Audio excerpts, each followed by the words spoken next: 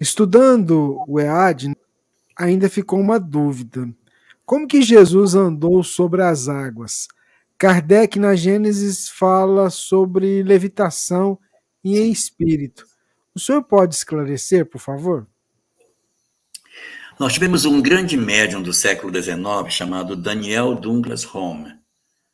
Ele era inglês e ficou notabilizado como sendo um grande médium de levitação. Entrava por uma janela e saía pela outra.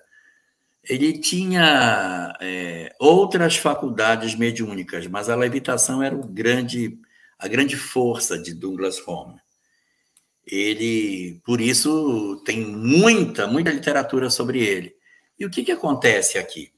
Você tem o espírito tem um peso, tá certo? Tem uma massa, tem uma força da gravidade, e aqui você tem uma ação dos espíritos contrária empurrando para cima o objeto, com a vontade, não é com a mão.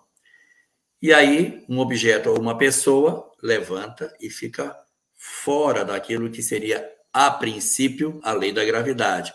Mas por quê? Porque o fluido está sofrendo uma pressão de baixo para cima. Mas como seria isso? Veja as mesas girantes. O que são as mesas girantes? Uma mesa pesada que a força dos espíritos pela vontade empurra a mesa para cima. A mesa subia e descia.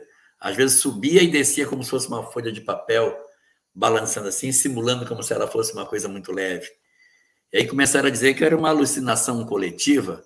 Então os espíritos levavam aquelas mesas do século XIX, que naquela época era mesa de madeira de lei. Botava a mesa lá em cima e quando a mesa estava aqui em cima, eles soltavam de uma vez só. E a mesa, quando caía, eu não ia deixar minha mesa participar de um negócio desse. Mas aí a mesa, quando caía, quebrava toda. Aí você está vendo? Não foi alucinação coletiva, porque a alucinação coletiva não quebra a mesa.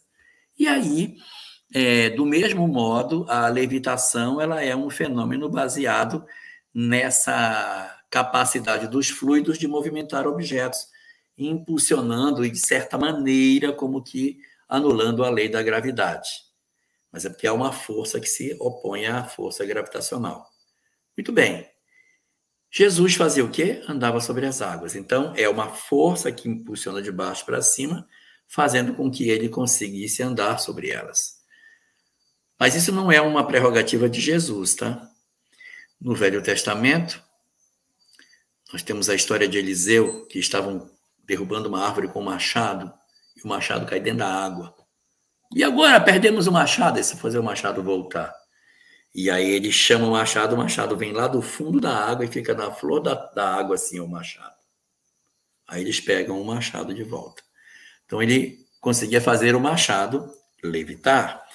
E também no Oriente, quantos são os iogues que levitam, né? Tem tantos relatos. Não é nada de estranho alguém conseguir negar a força da gravidade através da ação dos fluidos. E Jesus apenas se servia desse mesmo mecanismo.